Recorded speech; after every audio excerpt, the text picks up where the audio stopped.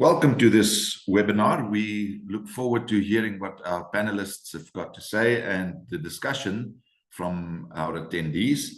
We are going to allow more attendees to join us, but for now, let's start, and I'll play a little video for us just to get things going.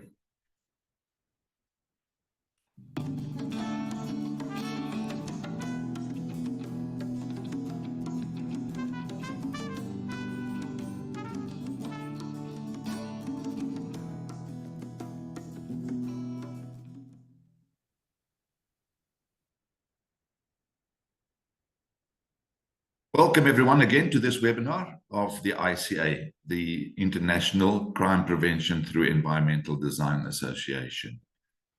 This ICA is a professional non-profit global organization for all things related to crime prevention through environmental design, or CPTED. This webinar is one of the many programs that we run as the ICA for preventing crime and creating safer spaces.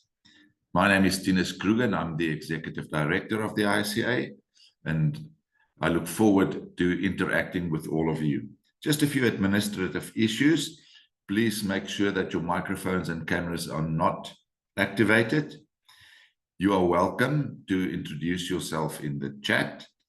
We will, however, deactivate the chat during the presentations so that we don't distract the presenters and the listeners from what we want to actually hear, what we're here for.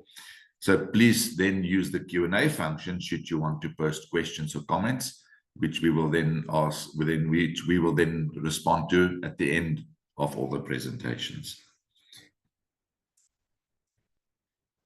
Please join us. We want you to take advantage of the many programs we offer. So you can use the link provided on the screen or contact us if you have any questions. Just want to make you aware of the disclaimer on the screen. In essence, we must make it clear that the views expressed in the presentations belong to our guests and do not necessarily reflect the position of the ICA. The ICA does not assume legal responsibility for the speaker's statements, the intellectual property, or the information presented today. Okay, let's start with the webinar. It's my pleasure to welcome all of you and to welcome in particular our panelists. We have Elizabeth Miller, Olga Gonzalez del Rio, and Dr. Claudia Heinzelman, and our moderator, Dr. Macarena Rao, the ICA president.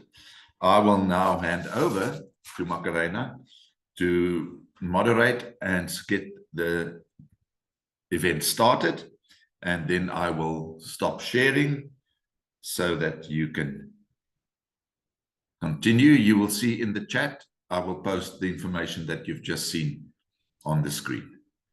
Thank you, Maka. Thank you, dear Tinus. Welcome, dear attendees and online attendees to this ICA webinar. I'm very pleased to be here moderating today with very exciting and experienced panelists. I will introduce three very relevant panelists to this interesting webinar that will describe and discuss the implementation of CPTED in the local scale from the municipal scale. So we will start with Dr. Claudia Heinzelman, and I will read very brief Dr. Claudia Heinzelman biography that, by the way, I need to say is very extensive. So Dr. Claudia Heinzelman, sorry, I want to check, yes. Dr. Claudia Heinzelman is a social scientist with a focus on urban sociology. She was the founding managing director for the German European Forum for Urban Security, DEFUS, and is currently head project manager of the German Prevention Congress, DPT. Since 2022, both organizations have formed the German chapter of the ICA, known as Safer Public Spaces Germany. Also, she has training as an occupational therapist and professional experience in addiction and occupational therapist. Degree also in social science with a minor in law. She has worked as researcher assistant on various research projects at the Leibniz University of Hanover and has the doctorate on disadvantaged young people in urban public spaces. Welcome, dear Claudia. Please, if you want to share your screen, go ahead. Thank you.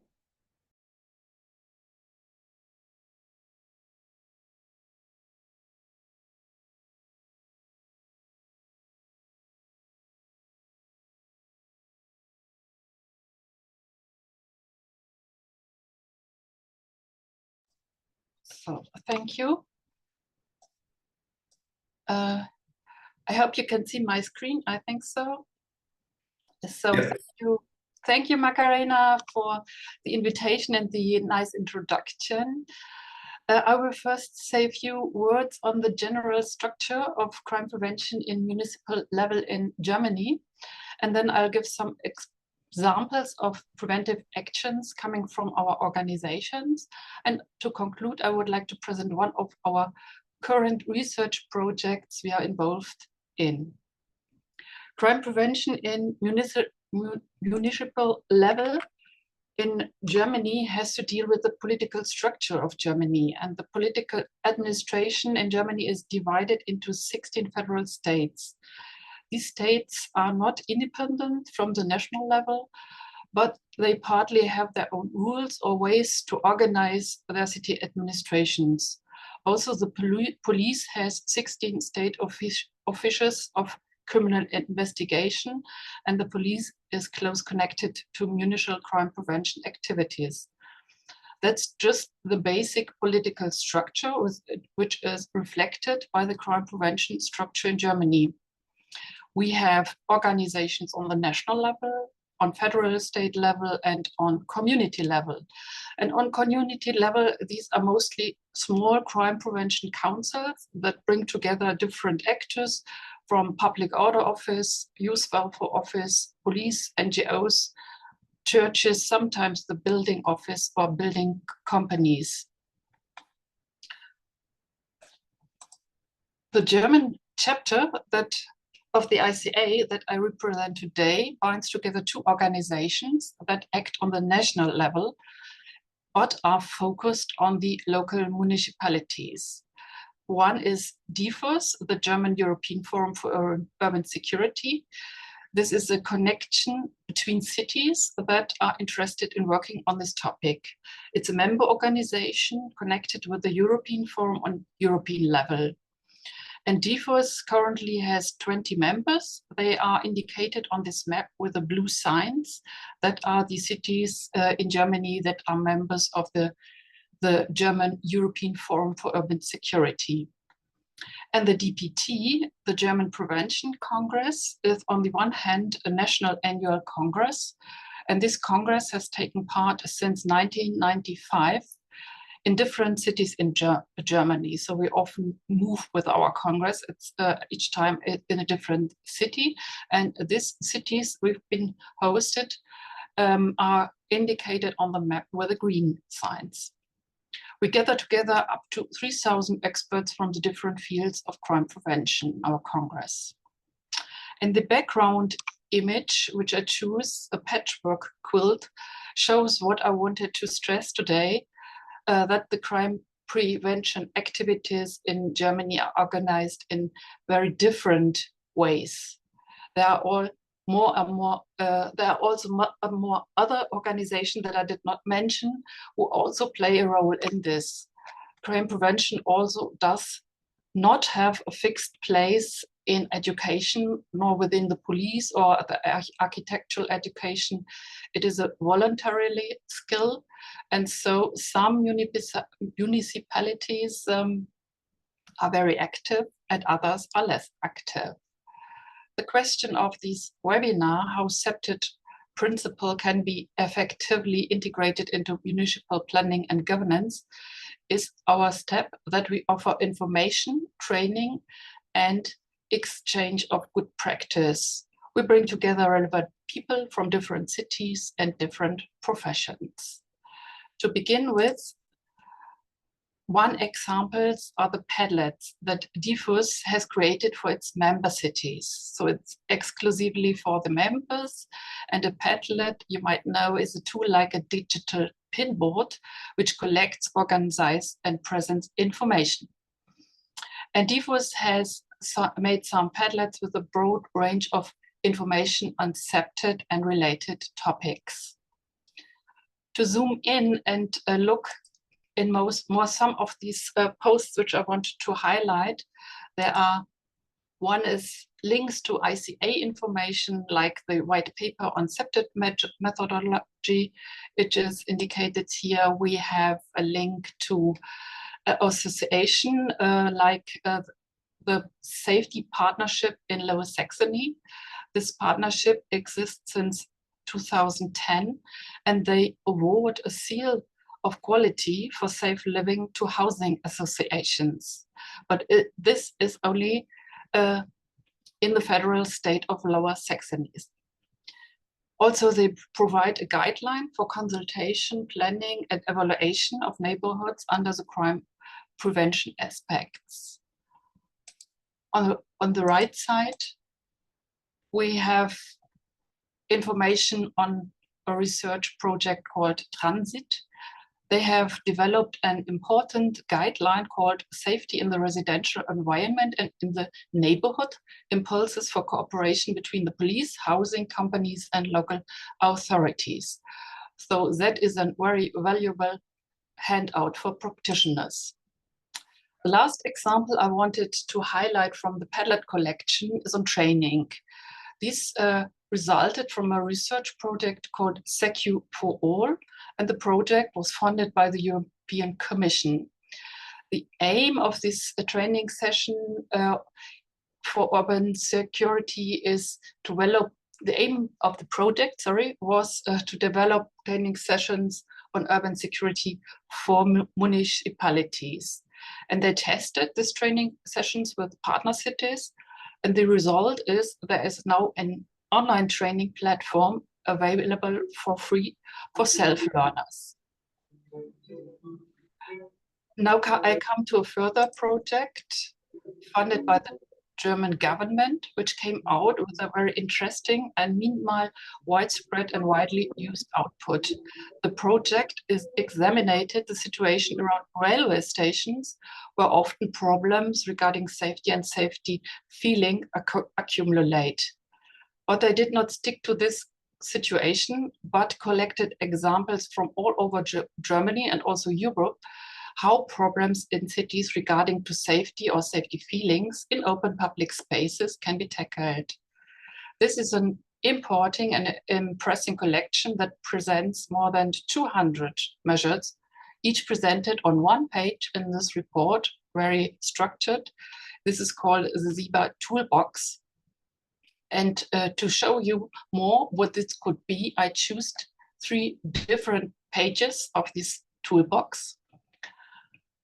The one on the left side shows the example of a better lighting concept.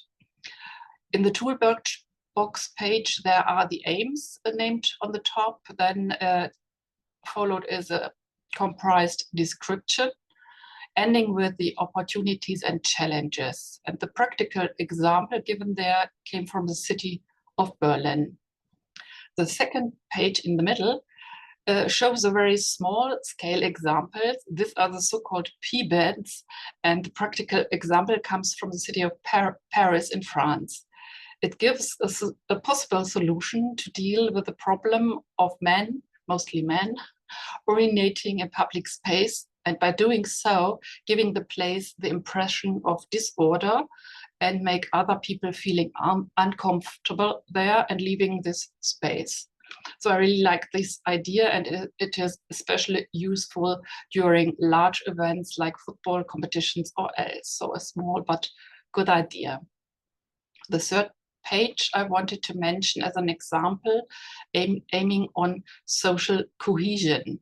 This is an example of a regulatory partnership from the city of Unna, where voluntary persons care for our city quarters. They have certain uniforms and act as contact persons to the city's citizens as somehow neighborhood caretakers. So to conclude my presentation, I want to mention a research project called E2I, Engage to Innovate. The DPT is partner in the project consortium. We're currently working in this project, and this project is funded by the European Commission. We are 6 partner institutions, and the aim of this project is to enhance security solution design, adoption, and impact. This is because recent evaluations have shown that the results of security research are too often not adopted and used by the groups or organizations the results have been made for. And I showed you before that we have a lot of information and ideas in result of research projects. It's a strong pillar, and a lot of money is spent in this project. So now within this project, we want to explore how end users could be involved more effective, and going away from the usual explanations who dedicate the fault to the end users who are not open or flexible enough or do not understand it. We think the local problems are probably not quite well understood by research, and probable solutions don't fix the problems of the stakeholders. So here we are attempting to make security research more effective. That was my view on some aspects of the situation of crime prevention in Germany. Thank you very much for listening. Thank you, dear Dr. Claudia Heinzelmann from the DPT in Deutschland. An incredible and brilliant presentation. I know we have not much time, but you summarize very well, very interesting approaches. For example, the relevance of training and exchange of information. I was very lucky to be part of the DPT Congress in Cottbus, so I saw you a couple of weeks ago there working with the DPT team, and the amount of municipalities that were engaged in that Congress, exchanging best practices, some of urban security, other in social prevention. It was very relevant. Also, I highlight very much the CIBA toolbox. I think those ideas are very interesting regarding the better lighting, the pivots, and the regulatory partnership. Of course, later in the debate and question and answer, more questions will approach to you. So thank you for that, Dr. Claudia. We will continue with our panelists. Please, Olga, hello, how are you? Hi, Macarena. How are you? Hello. Hi, everyone. Hello, Olga. Nice to have you here in this ICA webinar. I will read your extensive biography. I needed to summarize a little, so sorry for that, because Olga has an incredible experience. Olga is a lawyer from the University Gabriela Mistral in Law School in Santiago de Chile. Also, Olga is the security director of the Puente Alto municipality in Chile. That is the biggest continental municipality in Chile. She held a master's degree with the university in Spain. And also she has a master in postgraduate studies in family science and mediation. And she's also director of the Corporación CPTED Region ICA Chapter Corporation. Thank you and welcome, Olga, to be here. I will start, I will show your screen. Wait me a little. Please go ahead, Olga. Thank you, Macarena. And now I will show you how we construction the public space to crime prevention. Next.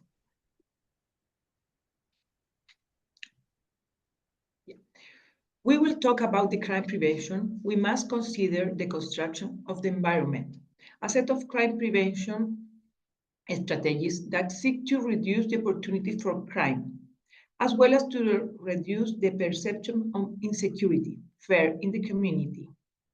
increasing community cohesion and improving the environment of the inhabitants of a given place. Next, Maca, please.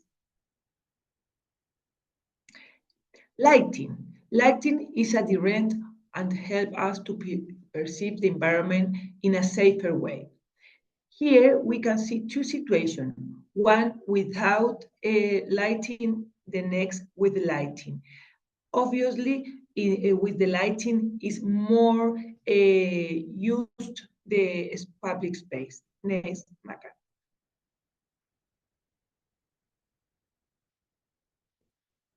Recovering the public space safe environment. By recovering the public space, we create an environment that allows us to take ownership of the space and therefore make to work of the other more complex, because what is finally achieved is to coordinate the community around the common space. Here we can see how in Puente Alto we can construction the public space with the community mosaics. Next.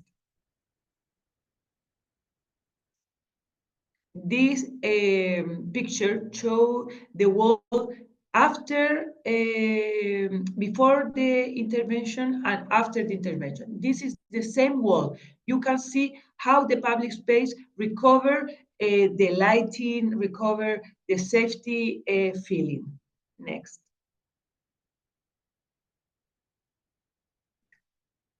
Safe street. In this picture, you can see we widen the seawalk to people can walk to the more feeling of being safety. We construction wide the safety walk. Next. Territorial reinforcement in search of identity. By seeking the identity of the neighborhood, what is so if for each person to feel identity with their surrounding, which makes them care for and protect it. This prevents people from outside the neighborhood from engaging in civilities in that space. How I can tell you, we a construction with a public mosaic. Next. Community participation, community cohesion, and neighborhood belonging. The community is the main and primary element of security. In the community, it's organized. They will be to first to prevent the commission of crime and to act in the event of a criminal act. Belonging not only makes my identified with my environment, but also make my feel part of it. In Puente Alto, we construction public community mosaics. You can see here the people of the community crafting a community mosaic, which help them build community cohesion. Next.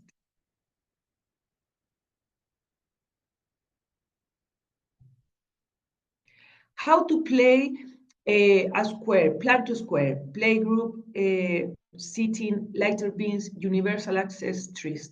It is important when we design a public space that is done with the community, that their needs are addressed.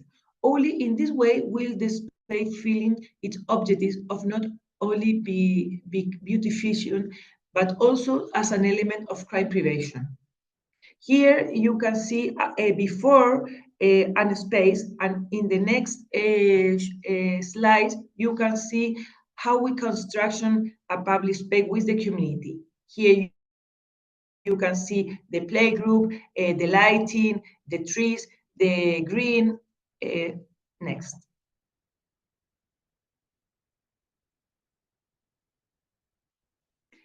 Bueno, CCTV cameras, coordination element with Carabineros. Carabineros is a police in Chile. By monitoring the environment, we prove a sense of security for the community and also contribute evidence to the police investigation. That's is the central camera in Puente Alto. You can see the police with the person who work in this area. Next. And this is my presentation. Thank you, all of you. Thank you, dear Olga. It was a very insightful and interesting presentation. I want to highlight some of your ideas. You talk much about community engagement, social cohesion, the organization of the community towards the construction of mosaics. That was super interesting. I was very impressed with your pictures before and after, how you with your team could renovate totally public spaces that were super damaged and with low levels of liability. So thank you for that. It was a very insightful presentation. And of course, the attendees will set some questions at the end. Thank you, thank you. I will now introduce to Elizabeth Miller. Elizabeth Miller is a colleague from Canada.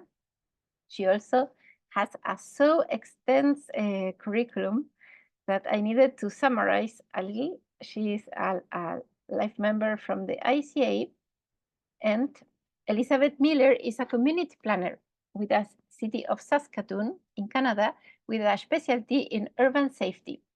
Under her leadership, the cause has embedded the philosophy of safe growth and the principles of crime prevention through environmental design, CPTED, to achieve a safer Saskatoon.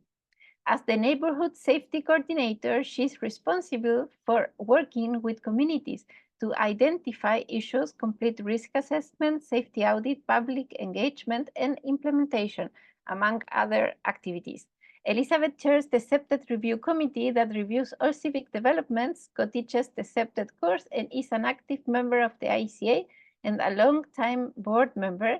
She's also the ICA secretary. So welcome, dear Elizabeth, and please go ahead with your presentation.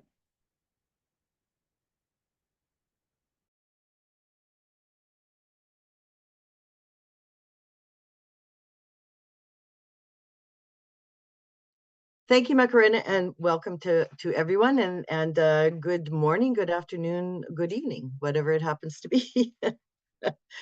So I'm just going to show, oops.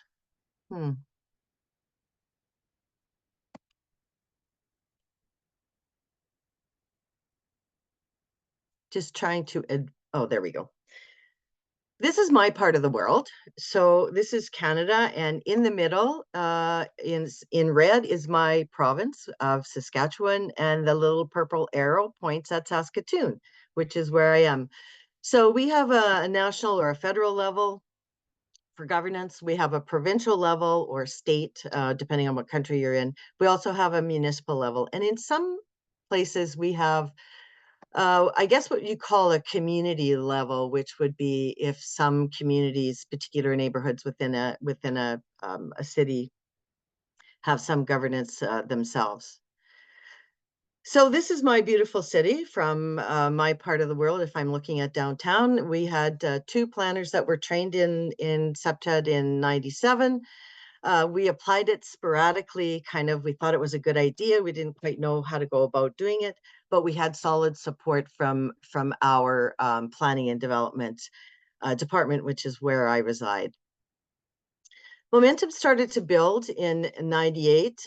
We started a local area planning program, which was basically planning, but this also shows you how close-knit planning and crime prevention are.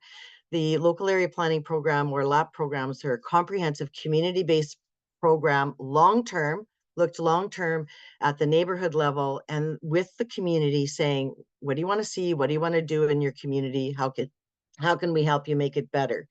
And neighborhood safety always was identified as a top priority in most communities that we started in. And we did, in fairness, we did start with more distressed neighborhoods in our community, so that wasn't a surprise. In 2001, we set up an informal CPTED working group. We thought, well, what if we just got together and And, you know, if you had a park, we would go and work with the Parks Department and say, okay, what do we think it needs to make this a better design or a better place, or what kind of issues are happening in a park that already exists, and how can we fix that? So we did that informally for quite a while. In 2008, City of Saskatoon actually adopted the principle of safe growth and or the philosophy of safe growth and the principles of crime prevention through environmental design in our official community plan. And for planners, that is the guiding document, at least in my municipality. So any planning that goes on, any building, any development has to conform to the official community plan. So to have the principles and the philosophy embedded in that document was a bit of a coup. And so what it meant was that everybody should be incorporating crime prevention through environmental design into their work. They don't always do that, but at least it's there. We can point it out when we have to.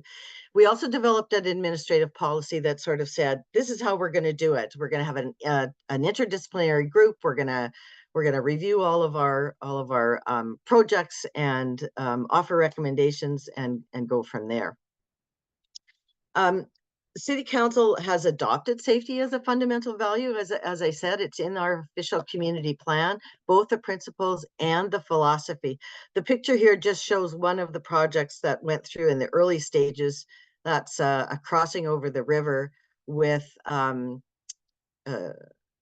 one section going one way and one section going the other. So they put this pedestrian walkway in the middle of it, slung it down underneath. So that was kind of an interesting project, but now we have this great crossing just for pedestrians with some added murals and other things. Again, how does it get done? The policy actually sets out what gets done. What do we look at? So we look at anything that's new, anything that's a major renovation, anything that has that has the potential to affect not only the general public but also our staff too. So often we'll get the question, well, why do I have to go through the CPTED review committee, because there's no general public that ever comes in here? And we're as concerned about our staff and as we are about the public. So that's why we include that. These are the principles that we have adopted. They're probably more than what you see on most websites. So we have 14. We have the first generation, the first generation advanced, and also the second generation. And for planners, for me specifically, it was the second generation, the capacity, cohesion, and culture that really spoke to where I was coming from and how that could fit in with safety. The strengths of our program is that the city leads by example. So even though we don't cover private sector currently, we show them by example the work that we're doing and how that helps. The CPTED review of city projects is mandatory, so there's really no misunderstanding. It's like, yes, you're supposed to come through and here's the recommendations, and then we work back and forth. So if we've made a recommendation and they don't like it, that's fine. We can work on that. If we feel that it's critical, then what we will do is it potentially will get bumped up a level for approval. We try and get all of our departments to work together, which isn't always the easiest thing to do, because we have an interdisciplinary group. Actually, the product that it produces in the end is better as far as we're concerned, but sometimes the process is a little messy to get there. Again, the weaknesses of our program is that it's only civic projects. So it's one of the benefits we can show by example, but it's also one of our weaknesses. The only exemption to that is that we do, through the regular planning process, we do review sector plans, which is the largest planning sort of district that we have here, as well as neighborhood concept plans. So we review all of those things as the neighborhood develops. It's hard work, but it's great when when departments come on side, and sometimes if you're listening to council report or other kinds of reports, you'll hear them use that term, and it's always kind of in the beginning it was always kind of exciting it's like, oh, they're getting it, it's it's great, yay. Some of the challenges, again, have been convincing senior management that this would add minimal time or money. That's what everybody's worried about. It's an approval process. It's going to take too long. It's going to cost too much. You're going to ask me to do things I don't want to do. And yeah, maybe we do, but we always have good rationale for it. Getting management to see that applying CPTED at the design stage is the best place to do it. If you do it now, before things get too far along, then it costs you less money if you want to fix something. If you've got a big bridge or a walkway or something, it's already built and you want to change something, it costs a lot of money. So we try and get across to them that we're the city, we're on the same team. We don't want to fight you, but we want to make this the best project that it can be. So can we work together to do that? And getting people to realize that, just like sometimes you probably run into people saying, well, if I do this, then I reduce my natural surveillance. So how do I balance that? And again, it's a balance.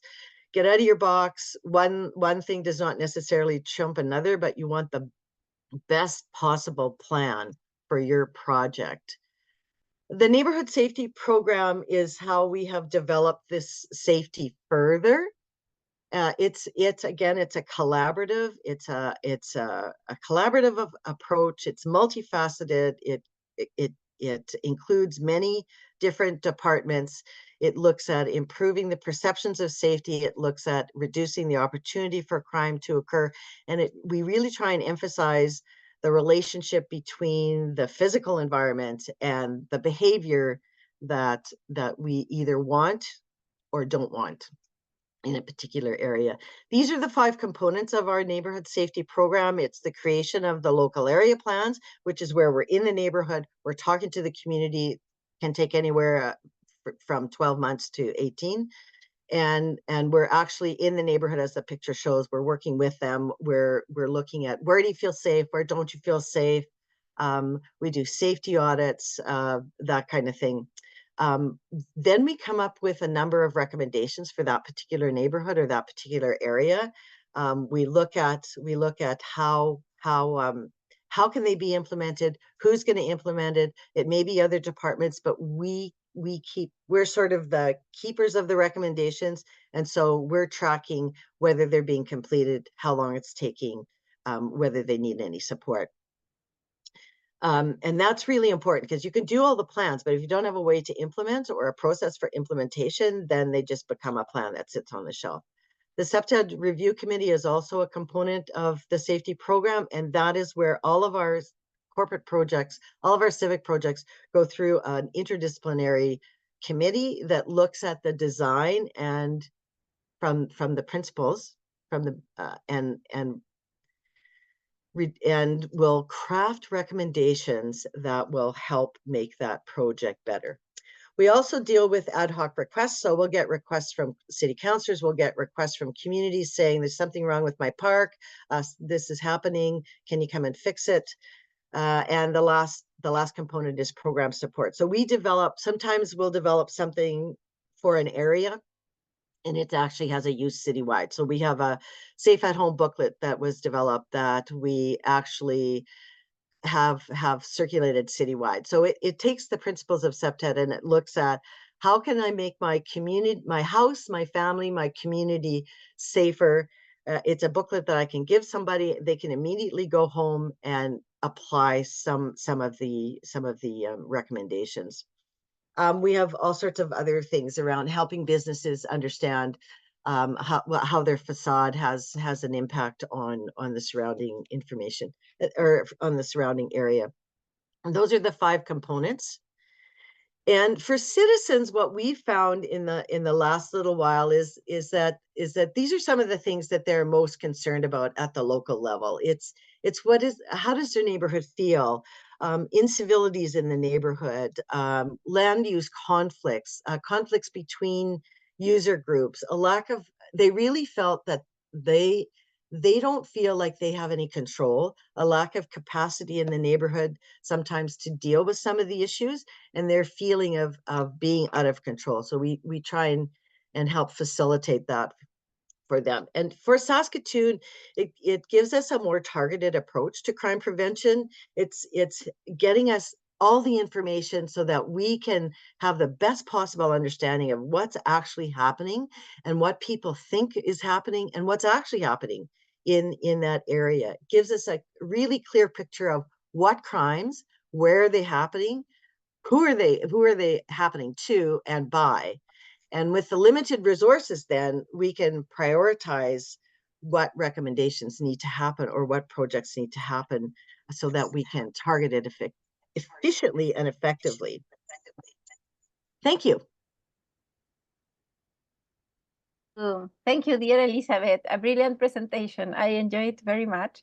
You have explained us so many best practices.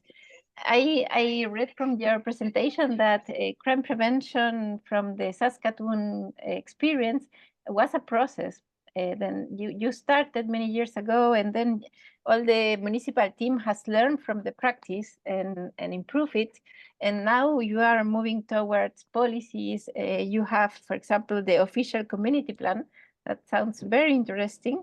I like your picture before and after also very much. That shows the relevance of evidence-based approach solutions, that we can show how the environment change, and the targeting of crime prevention areas is super relevant also, because the most of the time municipalities has lack of resources. So this is a very smart way to move forward. We have many questions coming from the attendees. I will start asking Olga and Claudia also to turn on your cameras so we can start the question and answer part of the webinar.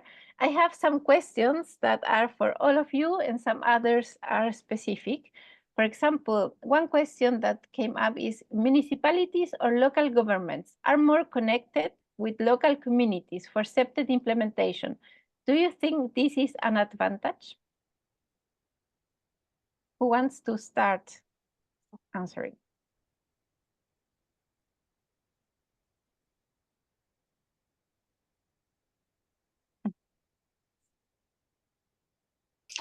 May I ask the question? I didn't understand it quite well. The connection between municipalities and what? And communities. Is an advantage that municipalities are more near communities than national governments? Local governments, they have the advantage to be more connected with communities for the CPTED implementation? I would say yes. I would say the closer you are to the community that you're working in and the people, the better off your recommendations or your work is going to be. The further away you are, like at a national level, context is really important, and we try and get that across even within our own city, that the context, that doing a project in one neighborhood, what worked in that neighborhood may not necessarily work in every neighborhood. So you have to consider the context, and we find with a lot of other things too, that things that come down from the national level or the federal level, sometimes you go, that's not going to work here very well. So that would be my opinion. And do you think, in that sense, Elizabeth, that a local government, municipality, also needs to coordinate resources from the national level? So it's in both sides. Yes, agreed. And how does Saskatoon with that? How does that Saskatoon? Well, we don't. I mean, there's Public Safety Canada, but it doesn't really. There's not something from a federal level on crime prevention through environmental design, really.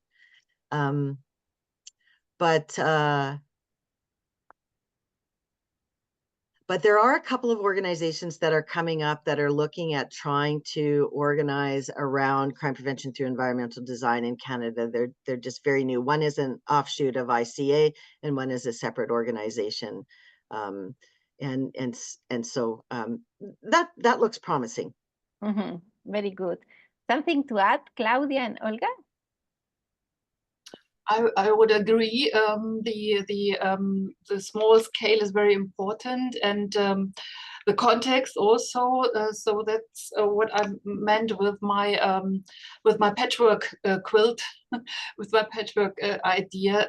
The situations are very different, and it depends if the city is a small city or a big city, if it is a rich financial good resources or not, and what local problems are. And the system in Germany, the political system, is divided in these federal states, and so we have not no general solutions mostly. But what we have on this national level is the research funding, and that's what I think it's important that we on this national level learn from research what can be done. But then we have these projects on local level, and they are very specific. But the members of our DFIS association, they like to be connected to other people in the same situation in a similar city, and to talk about their specific projects. They are not so interested in a general or methodology, but they are interested in the specific problem they have, and their problems behind the railway stations, or between in a specific park, or with prostitution, a lot of problems, but very local, and they want to exchange, and they're lucky to hear from others what works. Very interesting. So we need to coordinate the different scales because they have different approaches, but all scales are needed. The global scale, the municipal scale are very needed. And regarding the resources also, and the knowledge, the practice. Olga, do you want to add something?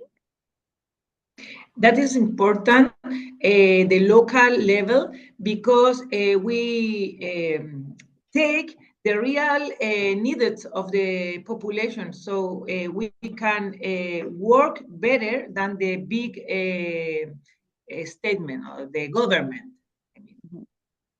So I totally agree, Olga. You say that we can connect better with the needs of the inhabitants when we are in a local scale. That's very true. We have some questions here. Thank you for the responses.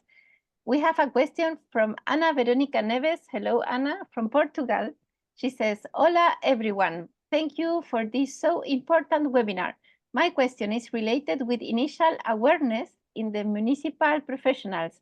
Besides the training courses, what lessons have you learned about the dissemination of the importance of an holistic, inclusive, and multidisciplinary approach, such accepted for someone who never heard about it? What were the major challenges you found for CPTED implementations? Thanks again and regards. We want to start with the response. Good question, by the way, Anna.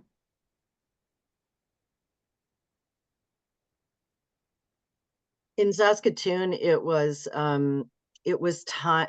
People were really worried about the amount of time it would add to a process, or the amount of money it would add. So are we going to ask them to do something that's going to cost them a lot of money? That was seemed to be the biggest one at the beginning, was they couldn't quite translate doing this at the front end, benefited you in the back end. So, and how did you manage with some? Well, you just don't stop talking to them. You keep talking and talking and talking and talking to them. And I tell this story. At times I would know when the counselors, like, when council is going to be on, the city councilors.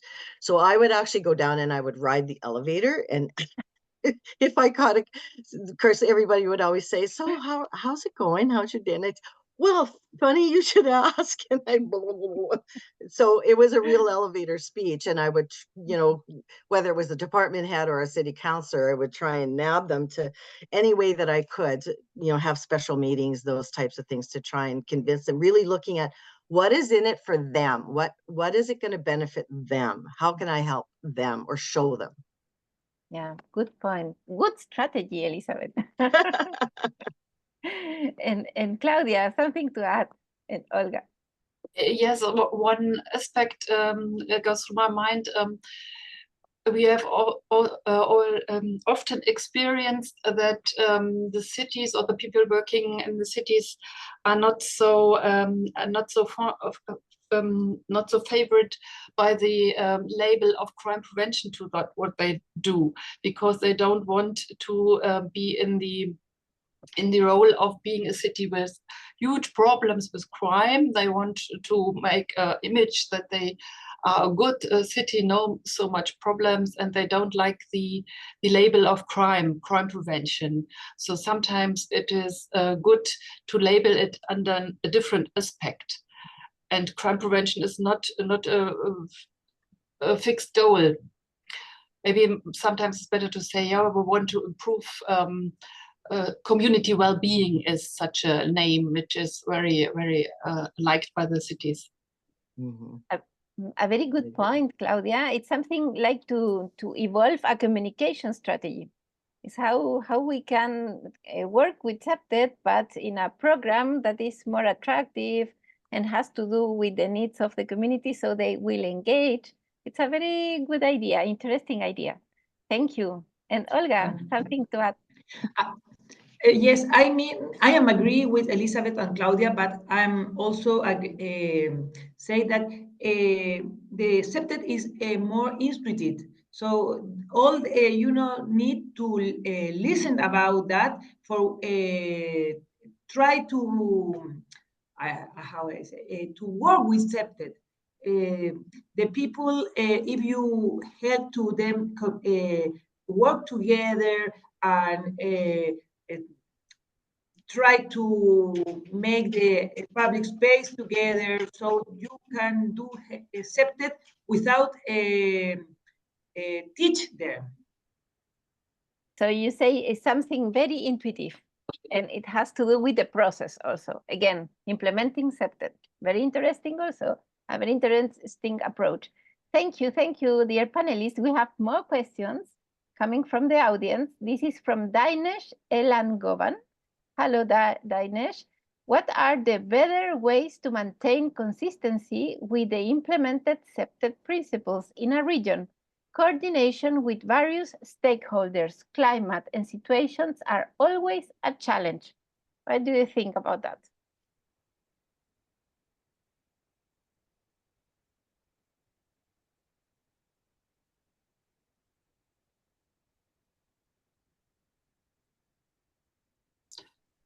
So I think the question goes in the direction of how can we be sustainable and make our coordination and systems long-lasting. That's what I understood from the questions.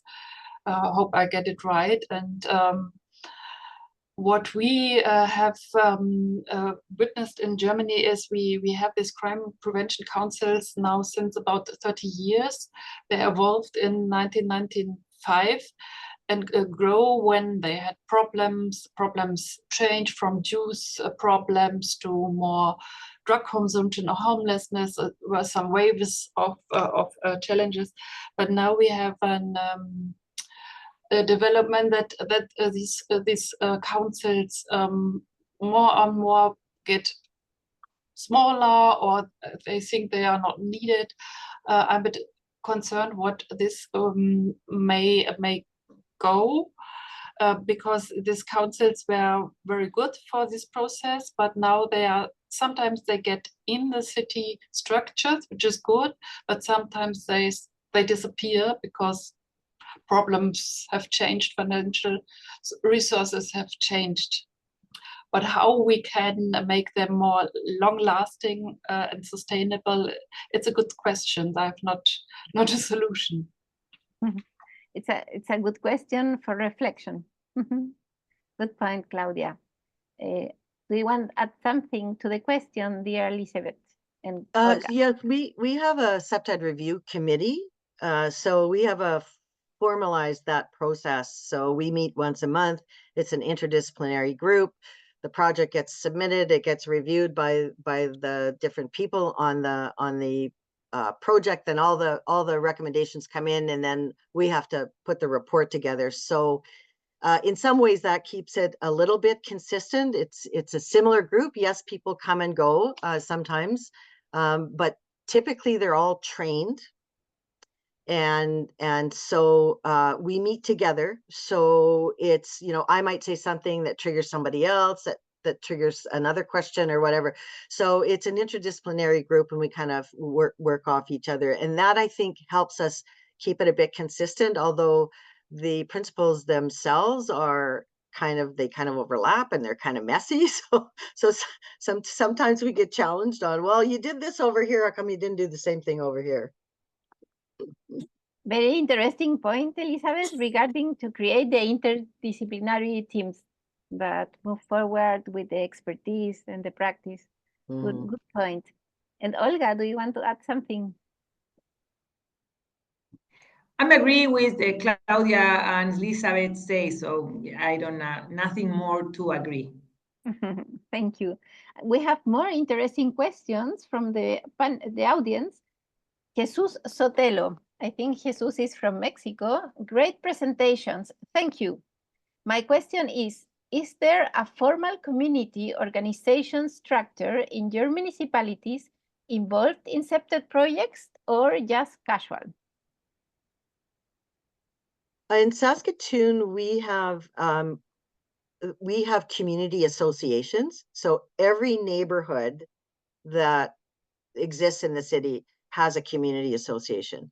Some of them are more active than others, but so if we're doing a local area plan, or we're doing a safety work in a neighborhood, we always do it in conjunction with the community association. So we're kind of lucky because we have that structure. Sometimes they require a lot of work, and sometimes they're more self-sustaining and they have more capacity. So that's sort of the official liaison between the city and the community.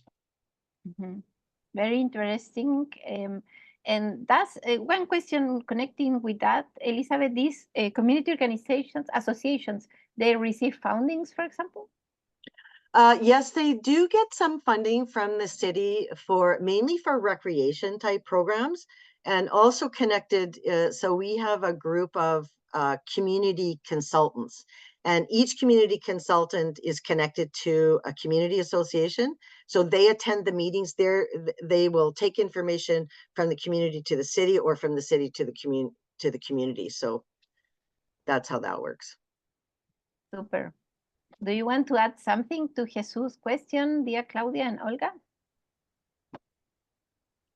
Yes,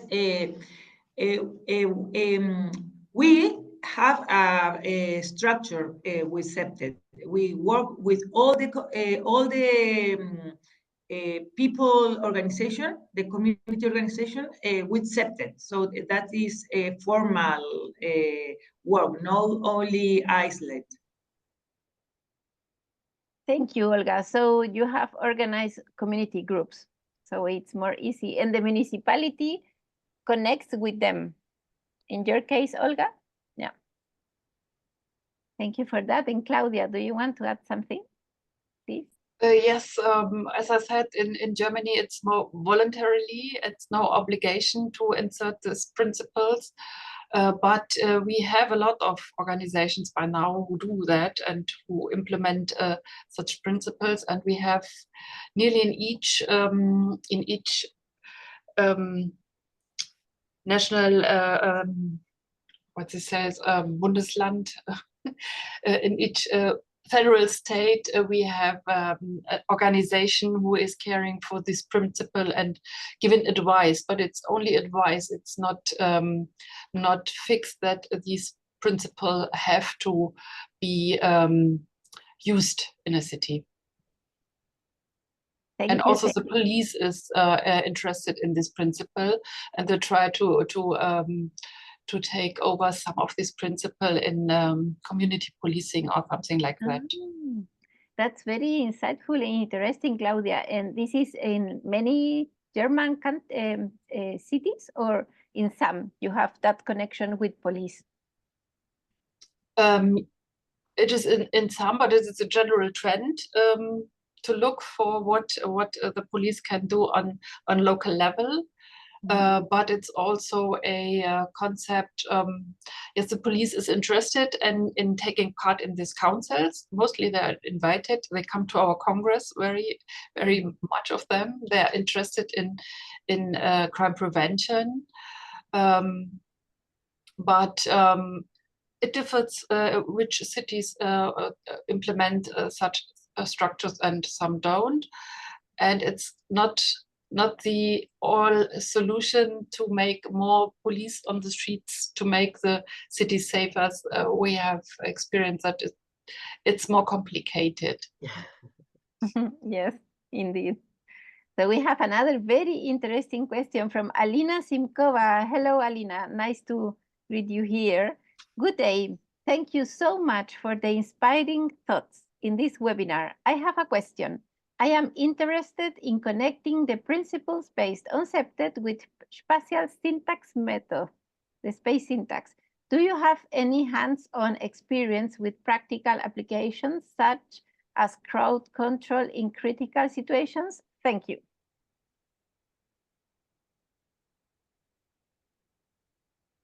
I don't know if you have some experience with space syntax from the UK? No? I don't. No?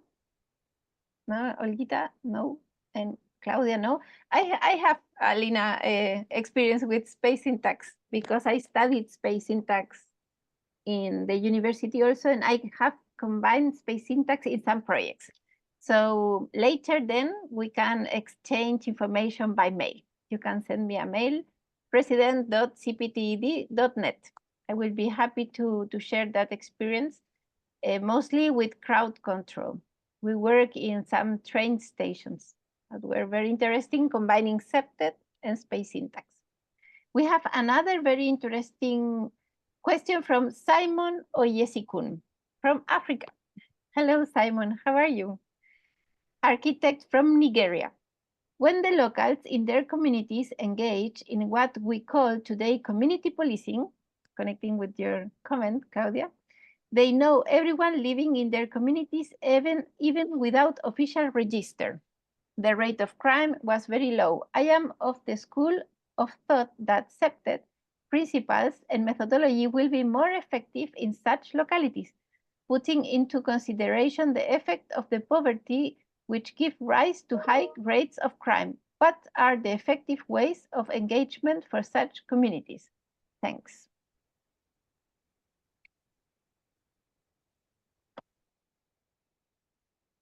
I think you just have to use what works in that community. You might have to do some research as to, I mean, we've done all sorts of things. We've done, we've had meetings in the community, we've door knocked, we've said to a group who's not at this meeting, who needs to be included. Sometimes for example, seniors may not come to an evening meeting, so we'll go to them at their place and meet with them. I think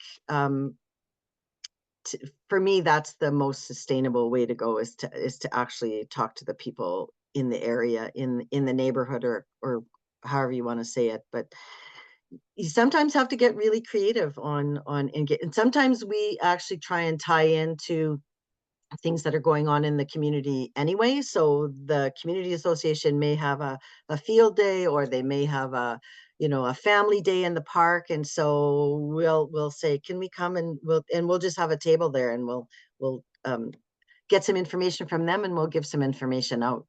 So you just have to be creative. Good suggestion. Anything to add to respond, Simon? Claudia?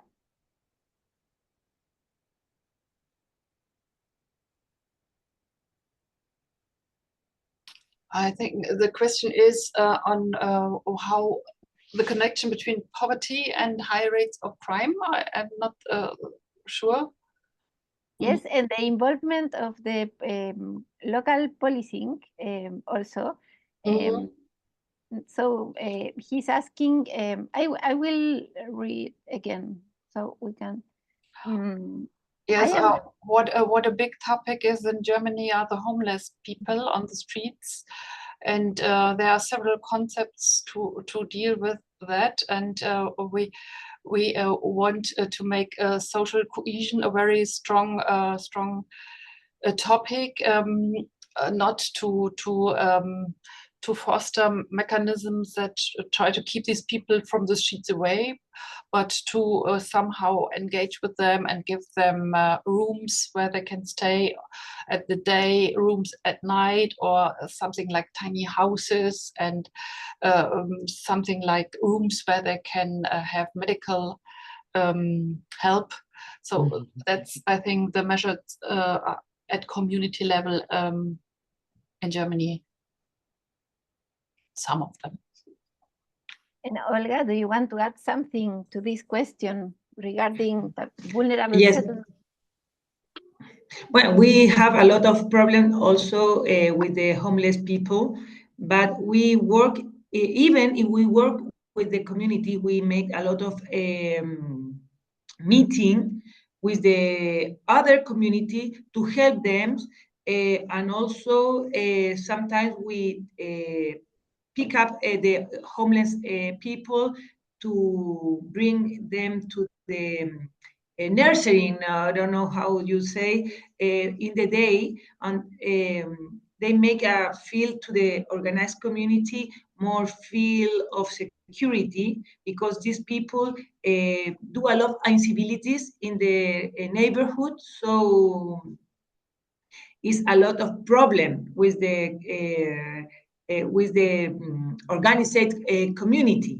So that we do, and also we have a lot of we call campamentos. There are a lot of people without a home that live together, make a lot of community. So this is a more to crime center. They the people around also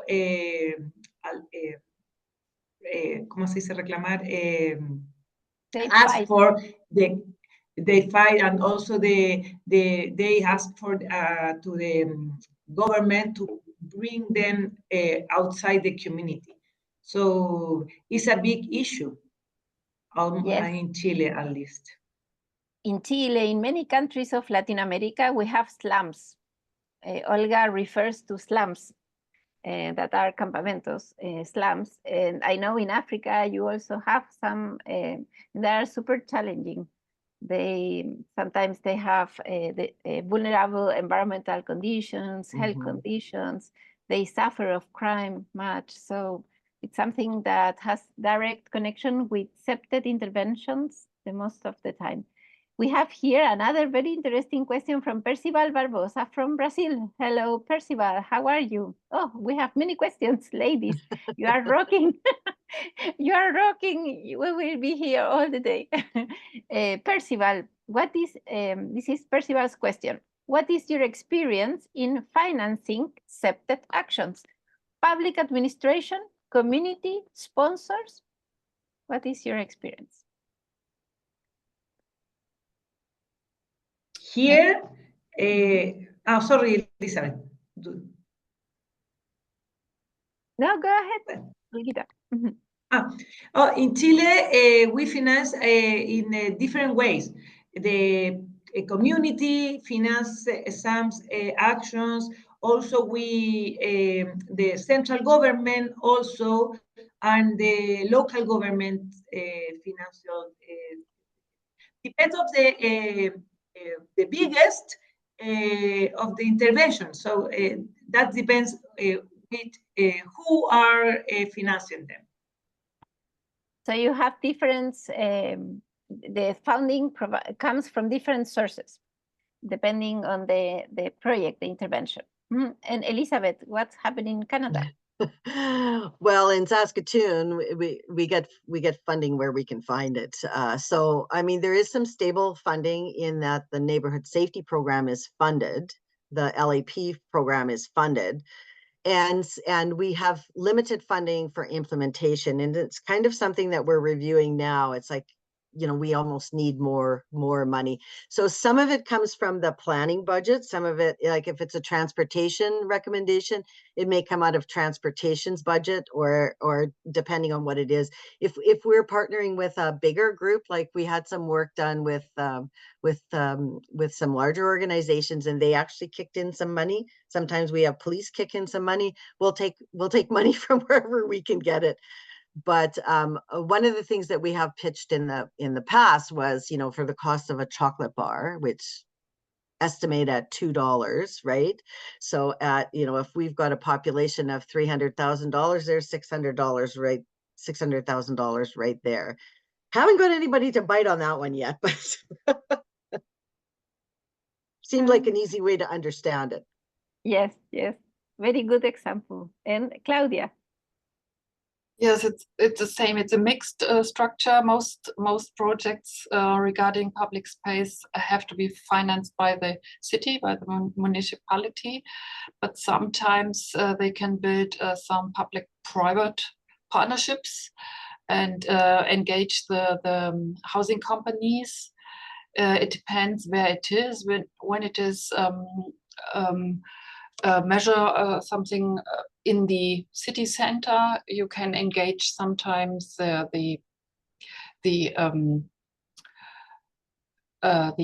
people who are working there, but mostly it's a city.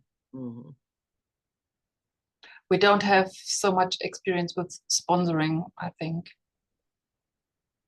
Yes, it's very good that the city is engaged to give the sponsors and funding. In Latin America, we need to be super creative because we always have lack of resources. So I think we connect more with, Olga says yes, with a private sector. We also need donations. We have another very interesting question from Kumar Raul Verma. He says, excellent session so far. How CPTED could be applied for preventing crimes associated with freight trains, especially for suburban stretches where the control starts fading? Do you have some experience with that case?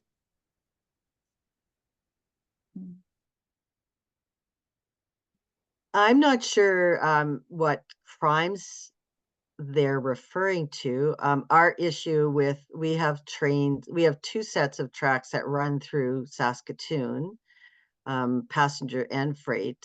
And our main issues with them is they're not very responsive to cleaning up their own mess, kind of thing.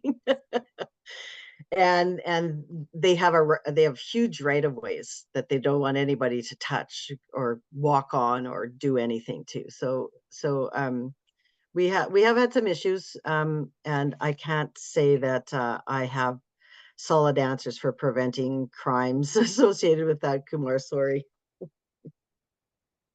They're interesting questions. Sometimes we have that cases in Latin America, and we plan for safe route for pedestrian in the train station surrounding, because the fear perception increases much, mostly for women.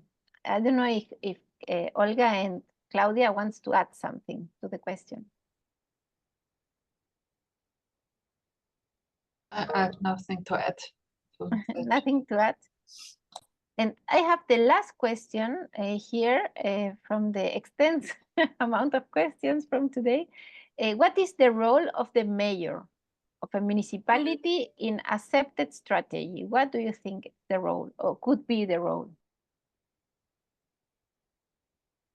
In Germany, we say prevention is the matter of the mayor.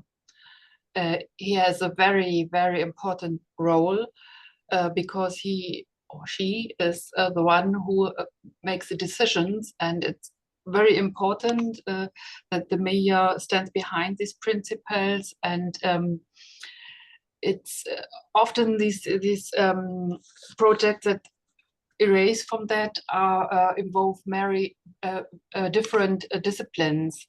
The housing and building department, the social department, the order department, and so it's very important to have the mayor in such councils. Totally agree, Claudia. And what do you think, Olga and Elizabeth? Well, in Chile is so important. The public security is not the major ability, but the environment security, it is. So it's so important, the lighting, the public space, the cameras, all the need to crime prevention in the community. So that's so important. The mayor is important. I would agree. The mayor is important, although when it comes to voting in our system, the mayor is only one vote out of 12 on council. So even if the mayor is supporting, if nobody else on council is, then you tend not to get the control of or a positive vote from council. But it's very important because the mayor is out. The mayor can actually direct. And I think they get the exposure to a lot of other groups, like, for example, the Home Builders Association, or some of those associations that really like to get on side for including CPTED in their design and builds. Yes, that's true. So I don't know if you want to add something for closing remarks, each of you. You want to give some 3 main points of action? What do you suggest from a municipal perspective in CPTED implementation before ending this interesting webinar? We can start with you, Elizabeth. Yeah. I guess the main point would be community is important, and well, I would say community is critical. If you don't include the community, then you may be working at cross purposes. It's important to get your information out and to make it clear.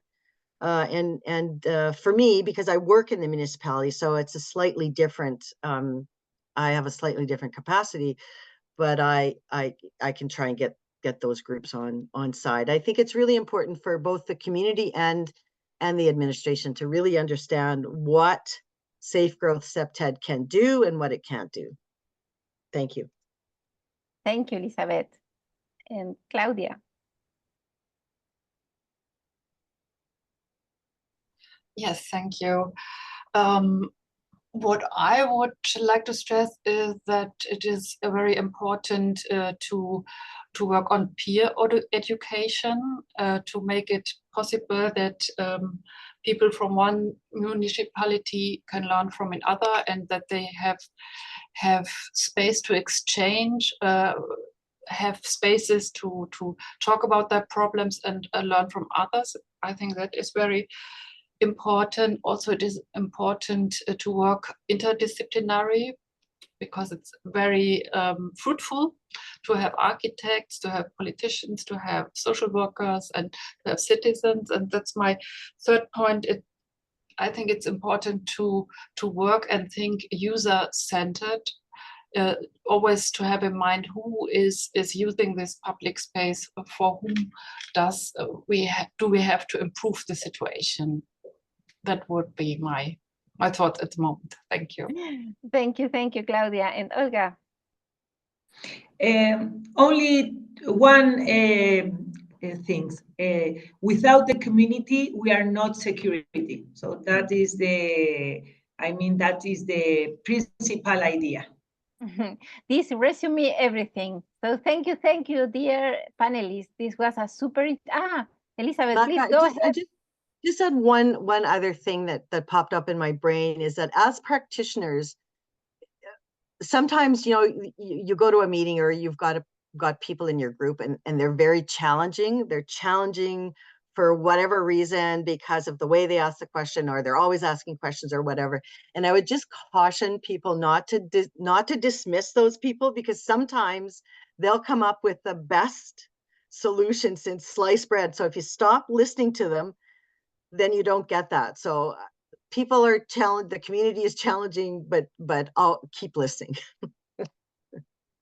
Totally agree with you, Elizabeth. Unfortunately, we are running out of time. More questions are coming. You rock, ladies, totally in this presentation. Thank you for your experience. And now I will hand over to Tinus. Please, Tinus, go ahead with the closing. Thank you.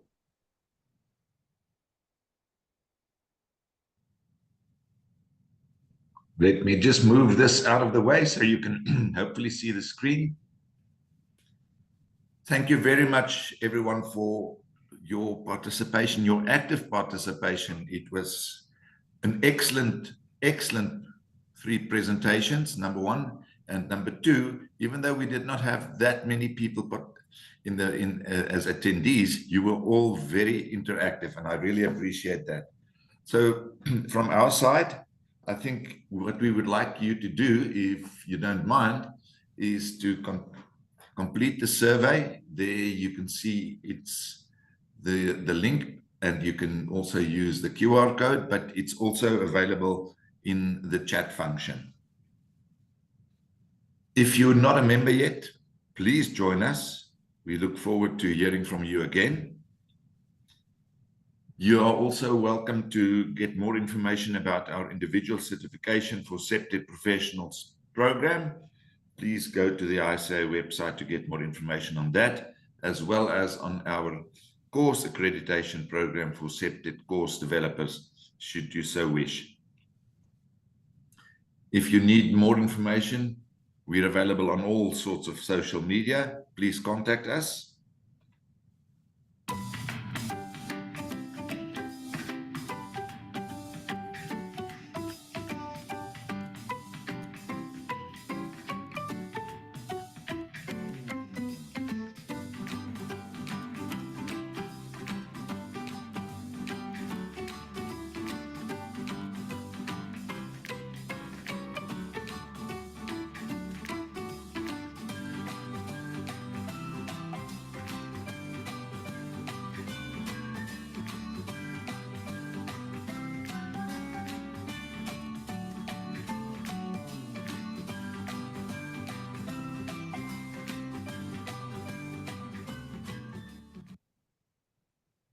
Thank you very much after that excellent video clip.